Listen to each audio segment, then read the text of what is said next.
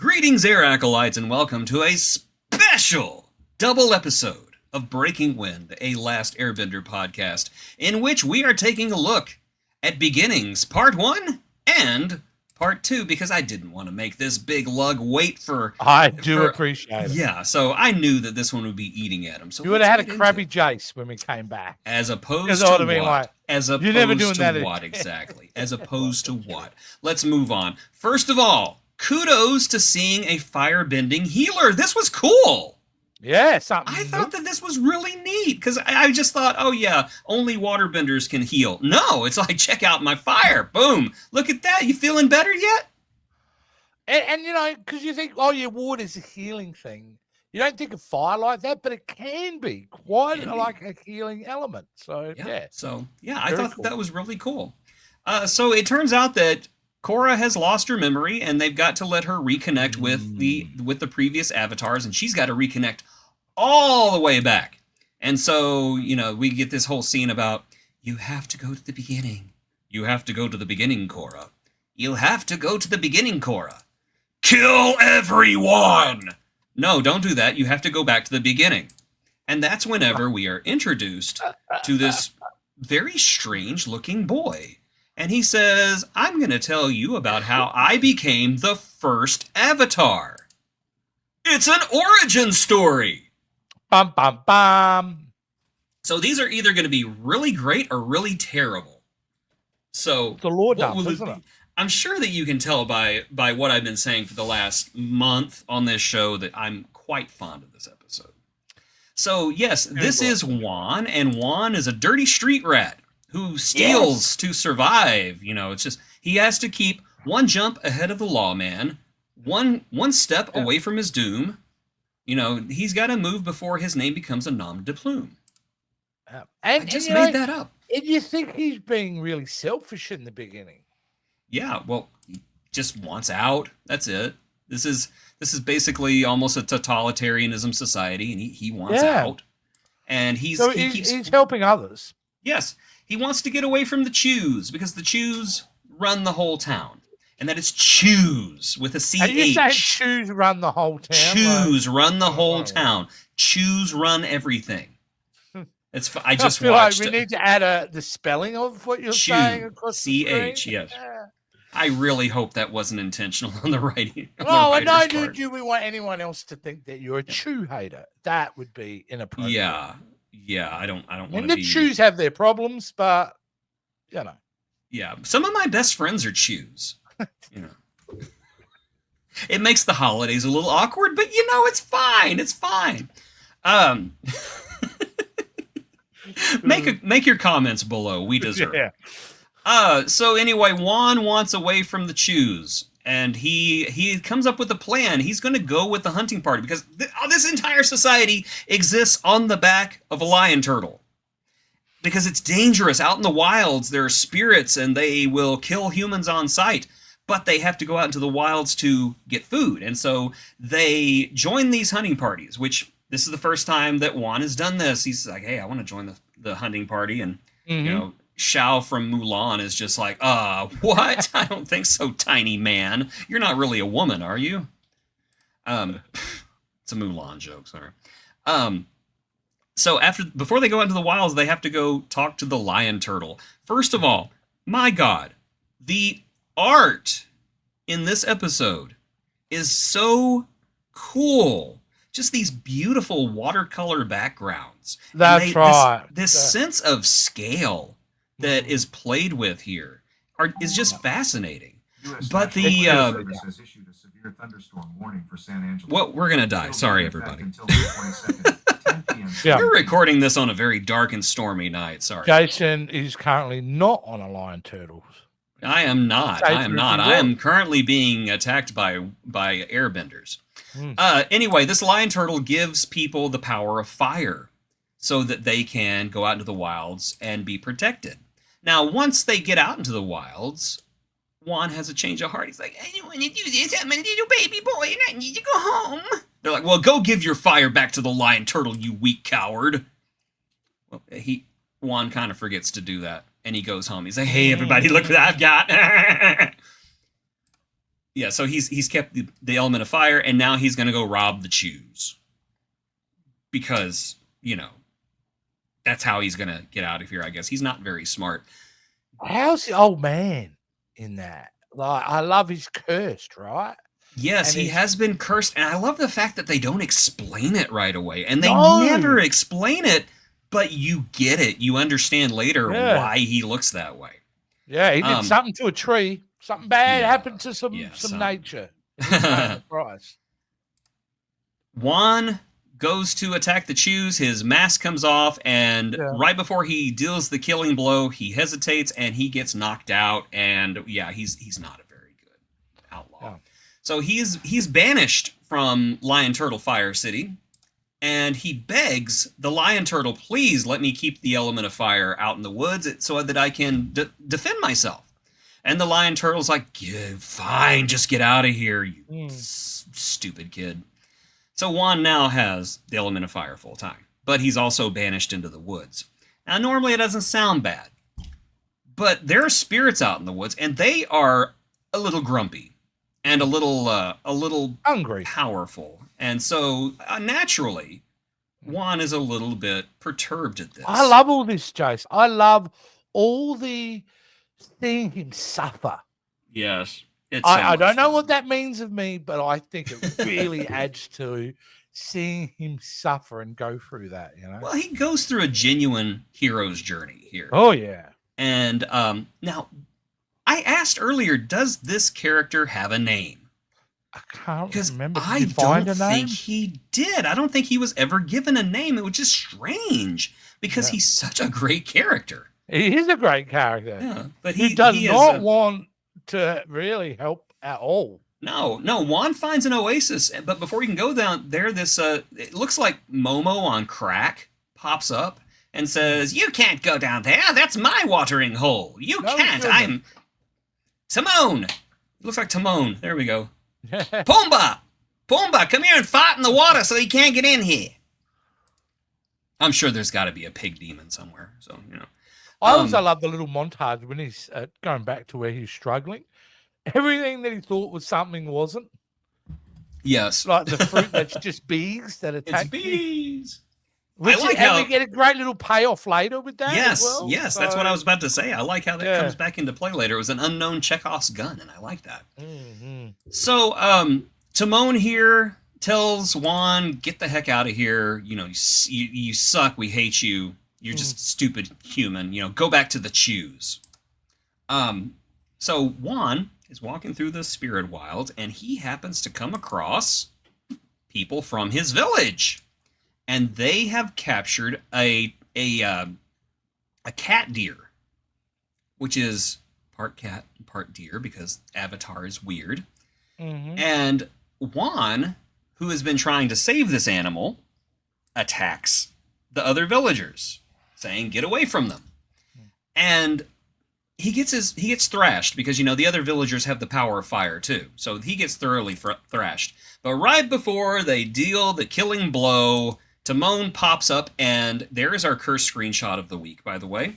Oh, we started to get into some Cronenberg type things. Exactly. He possesses one of the villagers, and whenever he unpossesses him, the villager's body is like permanently changed. Yeah, that's the dark part about all this. Yeah, and so that's the permanently mutated. That's the old tree man. Obviously he pissed off a tree at one point, or he pissed on a tree. I'm not sure what he did. But, can you imagine this guy going home? It's like, "Hey, Sheila, I don't turn on the light, but I have to tell you something. Don't freak out. I'm fine." But I would think he would be in unimaginable agony, too. Oh, yeah. It makes me think of District 9, where he's got that big yellow eye. Yes. Yeah, because they kind of play it off as laughs, but oh my God, this man's life is ruined. He's gonna be chased out of town with rocks and everything. His wife is gonna throw him out. His kids are never gonna want to speak to him, and he'll have this strange craving for bananas the rest of his life. So Timon takes Wan back to the oasis and heals him in a spirit pool and invites him to stay, learn the ways of the spirits, and master your firebending talent. And so that is exactly what Wan does over the next 3 years. He learns to firebend. He learns the way of the spirits. And I love the way that he ages here. Because, and they don't ever call attention to it. But there he is before his journey, and there he is during it, and his hair gets longer. He gets a little bit more muscular. I just like the touches like that. Well, it's efficient. You don't need to explain it. We see it.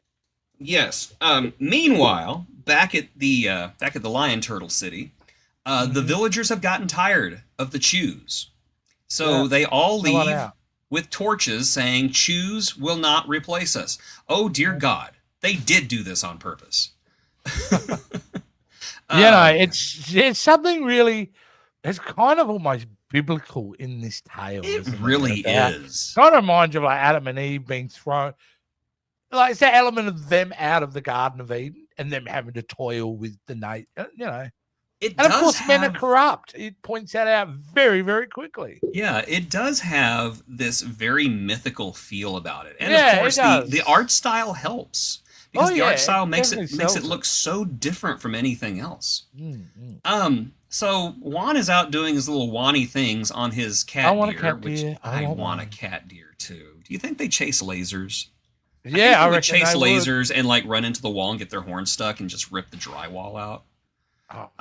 But he comes across these two colossal spirits, and they're fighting each other. And one of them, the white one, says, "Get out of here, human! This doesn't concern you!" It's just what my cat says whenever it's attacking one of the other cats. Like, "Leave, human! This does not concern you." The other one is saying, longest bar fight ever, and he's just trying to come to a resolution. Yeah. The other one is like, "Help me, human! This is hurting my feelings." And so Wan intervenes and separates the two spirits. You in that corner, you in the other corner. Yeah. Ding, ding. And so as the dark spirit flies away, the light spirit goes, "You idiot! Do you have any idea what you've done? You have separated I, the light spirit Raava, from the evil dark spirit Vatu. And now the whole world is in danger because darkness could reign for 10,000 years!" And that's the end of part one. She's cut. She is not happy. No, and she's not very nice either. Like she spends most of this episode and a lot of the next one being very rude. Understandably so, because if somebody like endangered the whole world, I don't think I'd be super nice to them either. But Raava, chill, cut him some slack, Jack. So we start part two. This is my only line.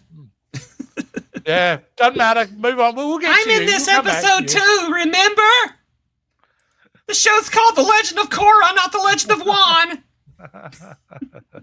Once you've seen Wan, you've seen them all. Okay, anyway. This is the perfect place to tell this story, though. It really is. We need to know this. I don't think there's it is really critical in the giant tapestry of the Avatar universe. This is a very important story. It is, and all of these, all these spirits and everything, they do come into play later. So, okay. So anyway, I just know that last week, whenever Korra says, "I don't remember who I am," I could feel your sphincter tighten. Well, they don't have to. Do not like any scenes of her dealing with that. Oh, no. This is what's great about this two-part series. Without giving away the ending, this is the perfect way to handle an amnesia story. She has amnesia, and then we don't deal with it, and then she doesn't have amnesia. Great, perfect. I agree. I'm in. I agree. Hello? Hello? Get my agent on the phone. First a Mako episode, then this? This is crap. At least this is interesting. God, why did I ever see Mako? He sucks. He's like Mayo. I'd be more annoyed to hear that he's more likable in this episode than you've been so far this season, Korra. Quick, watch the next episode. Skip this one.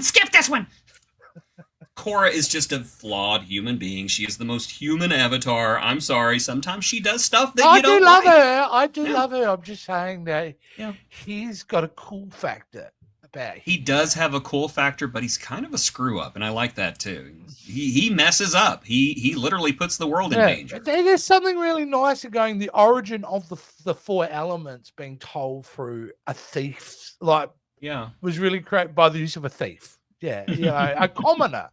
Well, he's not really a thief. He's a commoner who has to do what he has to do. He's Aladdin. This is Asian Aladdin. Oh yeah. Yeah, he's got the chest sticking out. He's stealing, but he's got a heart of gold, and he's kind of an idiot. And now look, he has a genie. So yeah, he does have a chin, dude. You nailed it. So anyway, Wan is out looking for other lion turtle cities to see if he can find other people living there, because there have been myths that there are other lion turtles out there. Never occurred to me. But then he finds one, and it is populated by beings who can manipulate the air. Mm-hmm. They don't know what an arrow looks like yet, but they're getting close. Again, this art style is just gorgeous, absolutely gorgeous. It looks like an Asian tapestry. Yeah, it's so definitely beautiful. Yeah, it's definitely inspired by ancient paintings, like Asian paintings from like 1,000 years ago, 2,000 years ago. So Wan goes to introduce himself, and the others are Dude, equally. They're actually like really surprised. Where did you come from? I came from another lion turtle. Oh, cool. Sit down. Let's talk about it. Yeah. It's not like anything bad's gonna happen. That's oh, right. look, something bad happened. So Vaatu shows up, and he starts polluting the spirits that are living with the air nomads. And so the spirits living with air nomads suddenly turn bad and start attacking the air nomads. And Wan and this spirit, I can't remember her name. Oh my gosh, why can't I remember her name? Darn you, ADHD. They fight off Vaatu, and Vatu's just like, "Bruh," and he goes away. The whole idea that she's shrinking too. Right? Yeah. Makes him more Raava. kind of threatening because he's growing. She's, Yeah. Raava. I don't know why I can't remember her name. Yeah. But Wan gets an idea. Car. Isn't there a car named that? The Toyota Raava 4? Oh, that's RAV4. I don't know. I like raviolis. That's an Aussie car joke. Anyway, Wan gets an idea. He's like, hey, you know what will help me defeat Vaatu? Is if I can have more elements to control. But the lion turtle's like, dude, if you can't do that, you've already got fire. You can't have more than one element. That would never fly. That wouldn't be worth 3 seasons of television and a spinoff. What's wrong with you?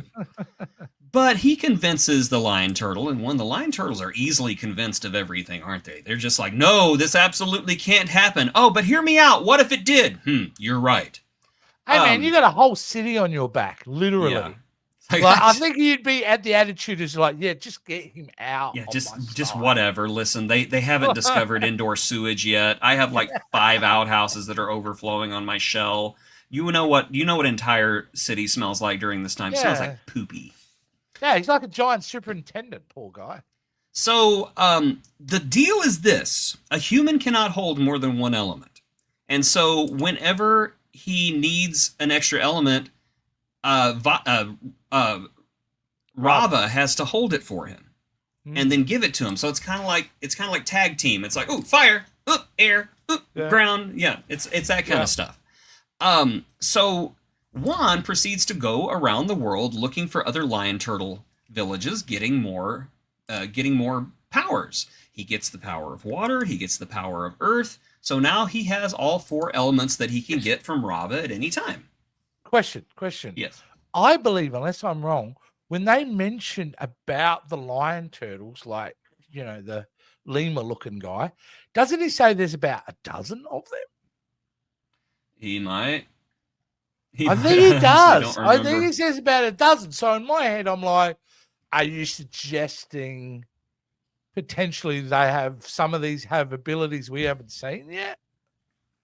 Well, maybe they're spirit benders, maybe they're blood benders, maybe they're metal benders. Well, maybe they're plasma benders, antimatter benders, yeah, combustion benders. I I'm kind of down for that.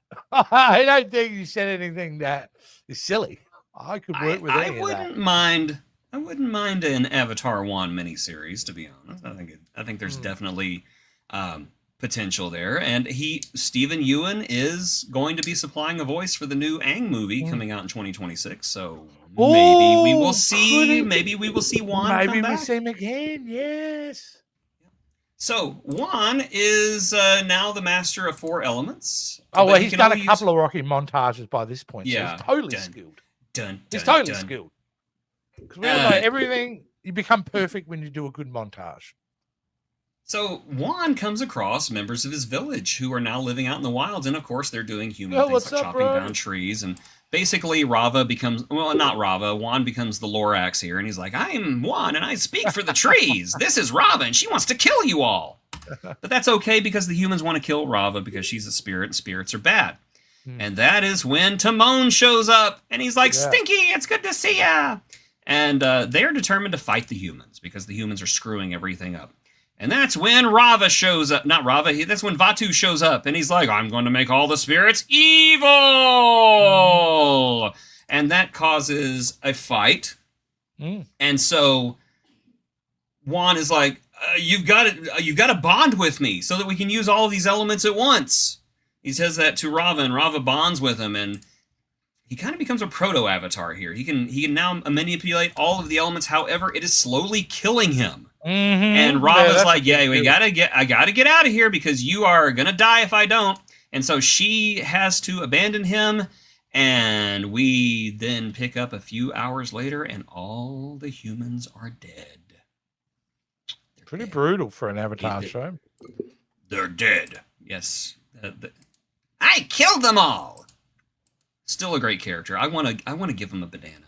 He's so good. Yeah, like I'm shocked to hear that he's not in any more episodes, because I thought he was. This is it. Yeah, it's pretty great character. I thought that maybe he might show up in a later episode, but then again, this is like 10,000 years before Korra, so I don't know how long spirits last. If the spirit dies, where do they go? Who knows? Yeah. Maybe they go to spirit heaven. That's weird. Anyway, Raava shows up and he's like, ha ha ha ha ha ha ha ha ha ha ha ha. Everyone's dead. You're gonna die. Harmonic convergence is coming.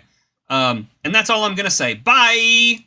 And so he leaves. Yeah, like harmonic convergence. That's the ticking clock in this episode. Yes, it is.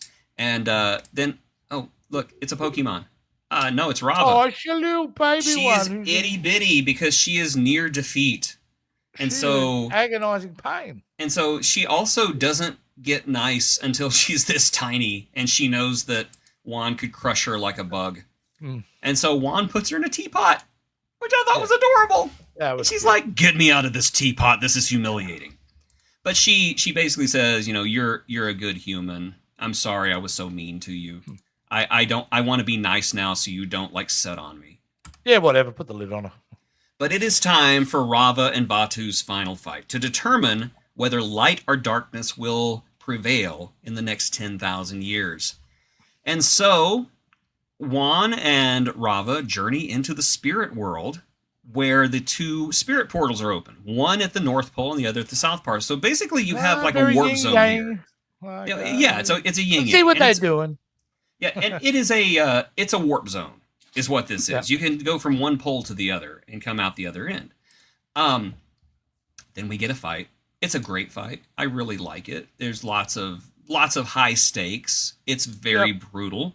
And Wan is like, Raava, we got to join forces. And she's like, no, it's going to kill you. And he's like, I'm going to die anyway. So, yeah. And then harmonic convergence starts, and we get some kind of power rainbow between the 2 spirit portals. I don't know. It's all very dramatic and awesome. It is very dramatic. But Raava joins with Wan and gives him all 4 elements, but it is not enough to defeat Vaatu. And Vaatu is about to kill the heck out of Wan. But as harmonic convergence begins, Wan reaches out and touches the powered up spirit portal, and that bonds Raava to him permanently, giving him the power of all 4 elements at once. And so he uses those to whoop the absolute crap out of Vaatu and imprison him inside of the Keebler elves' home. So they ain't going to be making cookies in there no more. It was super cool. You know what though, Jace? Like it is so risky to reveal the mystery, because that's what they've done with this. We're going to show you how. Also, they could have easily on this show never really addressed it. Didn't need to. Yeah. But the fact that it's a risk to go back and tell the story, and yet to do it so well, and really big bang for the buck. It's really, it's like, I feel like this has added a lot to the universe for me. You know, it's made me now think further on with this show differently because of the information I learned in this. That's great. Do you want to know what I think would be an excellent TV show? And it wouldn't have to be a lot of episodes in a season. It wouldn't even have to be a half-hour long episodes. They could be shorts, like 10 minutes. I want to see Tales of the Avatars, where you just tell a story about all of these different avatars. We could have another Avatar Wan story, an Avatar Kyoshi story, an Avatar Roku story, another one with Aang, another one with Korra. I tell you what, I would actually take it to the highest stakes. They couldn't do it because they would be cutting their own throats. But an episode where it was the story of the avatars, and we see the beginning and we see the end. I would love to see that. You know what I mean? But I don't think you could. But I would love to see it. But you're right. I mean, I have a feeling that they have kind of skewed the Avatar universe older and more mature as the audience matured. So I totally think they could do that. I really do. I think they're probably thinking in those. I mean, come on, we've already seen Avatar Roku's end. They literally did a whole episode about it. Yeah, and I think they'd be thinking in those realms because it's no coincidence Avatar's back in a big bad way. There's a big push to utilize this franchise and push it forward, you know? And you know what I mean? The whole thing was a strategy. The live action series, and now pushing forward to the Avatar movie and the new series and that. I think they're going to take this into some pretty great, interesting places. I believe so. It's weird to me, Jason, that it took them so long to click to that. It's a fantastic universe. When did this series finish? 2013, 14? 13, 14, something like that, yeah. It's been almost 10 years before they went, okay, we can really build a whole universe from this IP. And I'm going to be honest, through no fault of this series at all, Korra literally limped to the finish line because Nickelodeon did not support it. Oh. They actually didn't even air the last few episodes. It was an online exclusive. Well, the disrespect I thought was crazy. Do you think the film had anything to do with it? No. The Shyamalan disaster? It might have. I don't know, but because the mass populace kind of rejected that film, the fans rejected it. Sometimes it's that kind of sting is enough for them to go. I feel like the studio's only back in love with Avatar because the audience had to scream at them for years, saying, "We love this franchise and we want more." And it's I think that whenever Nickelodeon got the Legend of Korra and looked at it, it was a lot more mature than what they were expecting. And it was a lot more complicated. And so they were just like, ew, this isn't what we want. We want more SpongeBob. True. Hey man, I won't have you rag on SpongeBob. But no, I'm not going to rag on SpongeBob either. I absolutely adore SpongeBob. But I think however, you're right. They what you were saying is they shifted focus. Yes. They didn't. They did. Yeah, I'm kind of sad to hear that. You kind of revealed that it kind of feels like it just kind of putters out at the end. I don't think that the series puttered out. I think Nickelodeon's support of the series puttered out. And I think a lot of people didn't even get to see how it ended because Nickelodeon wouldn't air those episodes. And it's do you know why they didn't want to? I think it was it was one of those things where they basically like sabotaged the show. Yeah. Airing it at different times, airing it, here's one new episode, now here's four 4 episodes of repeats out of order. Here's another new episode. Here's 4 episodes repeat. Here's another episode, but it's aired at a different time and we didn't tell you. Oh no, the ratings are bad. So it was one of those things. I feel like so lucky with this show because I've got to discover such a great show, but I think I'm watching it in the optimum way to watch it. Yeah. Like I'm not bound by release schedules, and I'm still taking a break every week before I'm watching. There is something to be said for savoring. Yep. Oh yeah, absolutely. Let's finish up the episode because I feel like we're already to the post episode. Yeah, discussion. we're doing the post. That's okay. You know what? It's all right. This is a great episode. Avatar Wan closes the spirit portal after saying goodbye to Timon, who gives him a respectful bow. He closes the spirit portal because he's a segregationist. I mean, let's be honest. He's segregating them. Which, yeah, he's not perfect. He's doing what he thinks is best, and we have the option of hindsight. Meanwhile, the lion turtles are like, "Get the heck off me, you disgusting creatures! We're not watching you anymore." Now he doesn't say it like that, but he's like, "Okay, you guys are on your own. This is your world now. I'm gonna go like be an island for a while. Laters." Yeah. And then we hear about how Avatar Wan was an advocate for peace for years and years and years, until he passes away after a great war because he was unable to bring peace to the land.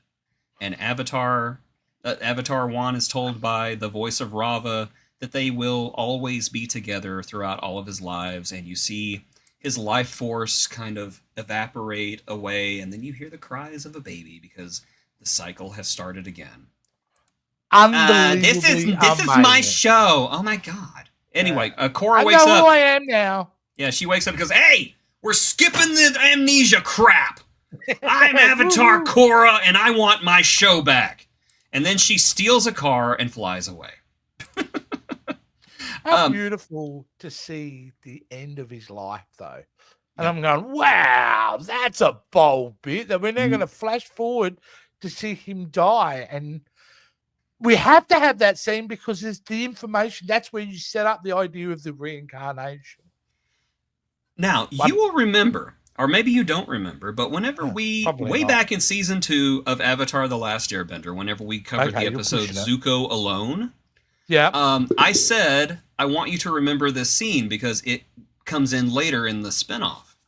So this scene right here of him dying on the battlefield, here is a still from Zuko Alone. Oh, wow. Yeah. So he's walking through the battlefield. Yeah, that's the old battlefield where Avatar Wan died. Wow, I do remember you saying that. Yeah, so there we go. That's a payoff, Jace. It really is. What I love about the episode, you set up something at the beginning and you pay it off at the end. And there are more payoffs coming. Dark payoffs. If you've ever wondered, whatever happened to that guy, you find out, and you're like, oh, no. All right. Well, I can't wait. So we'll keep on rolling it, won't we? Yes, we will.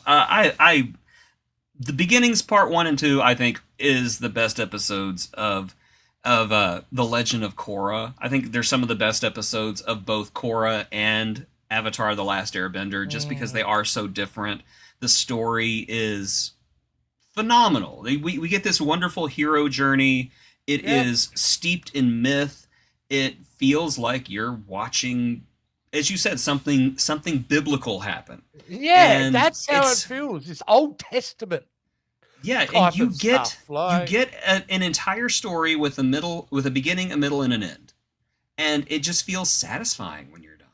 And it's tragic too. It's very tragic. And it just adds to everything else we watch without taking away anything. It's like I said before, I will now watch the show very differently just because of that information, you know?